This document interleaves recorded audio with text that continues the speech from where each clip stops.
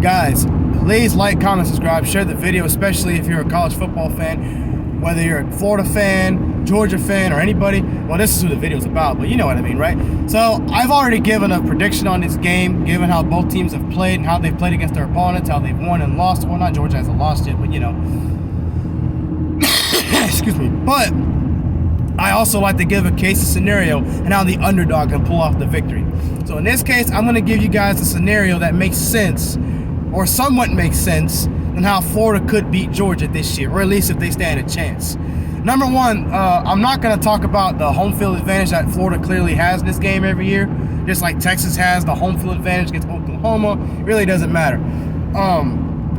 Florida's offense moves the football. They still move the ball. Even in the loss to Kentucky, they were able to move the ball on most of their drives. And again, I think that was just a bad night for Florida when they lost to Kentucky. I don't think Kentucky was that much better than Florida, to be honest with you. That's just my opinion. So, not to take anything away from Kentucky, but Florida moves the football.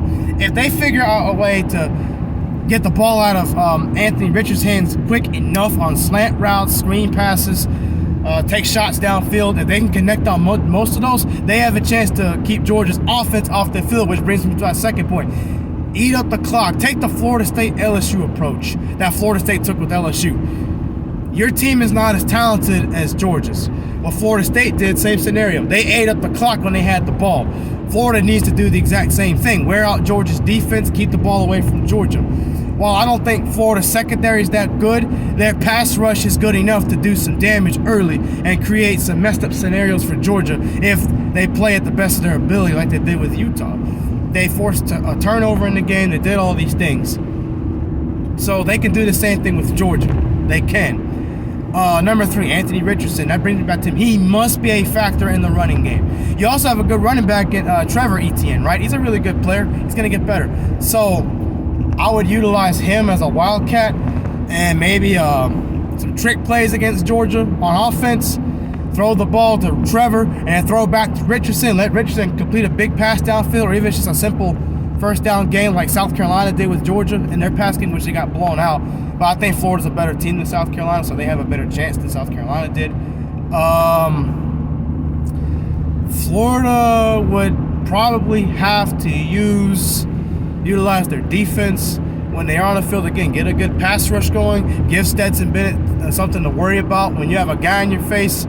You know, slow down the running game. You have to tackle in this game, which I think Florida can do. It's just giving a big plays through the air. That's a big problem. But if Florida can make Georgia earn everything on offense and slow it down, and Florida's offense can hold on to the ball, even if they're not producing touchdowns, you know, keep this game close, keep it within striking distance. If you look back at the Oregon game, which Georgia destroyed, Oregon was moving the football on most of their drives, or at least half of their drives. They just couldn't get points. If Florida can do the same thing, but minus the turnovers, again, minimize turnovers, they have a chance to win this football game, or at least keep it close. So if, again, Richardson has to run the football, Florida's offense has got to eat up the clock. Florida's defense has got to get pressure. They can get pressure in this game. Stetson Bennett's a good football player, but he's not a Bryce Young or a C.J. Stroud. He's just not. You know? So, again, Florida's defense is physical. They just don't do very well against heavy pass offenses. That's obvious, you know? And they have to tighten up on the run game.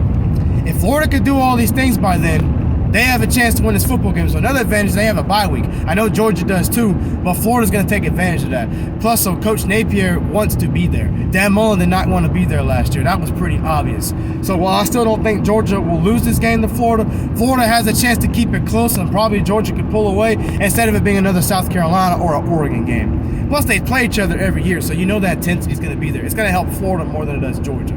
So if Florida doesn't turn the ball over, if they keep the ball away from Georgia, if they can get some points, if Florida's defense generates pass rush and plays physical like they have in their games and shows up to play, they have a chance to at least keep this game close, if not beat Georgia. So that can't happen. Again, I'm not picking Georgia to lose that game. I wouldn't bet money on Florida in that game. But if they win or they have a close game where Georgia at least pulls away at the end, then yeah, it's possible.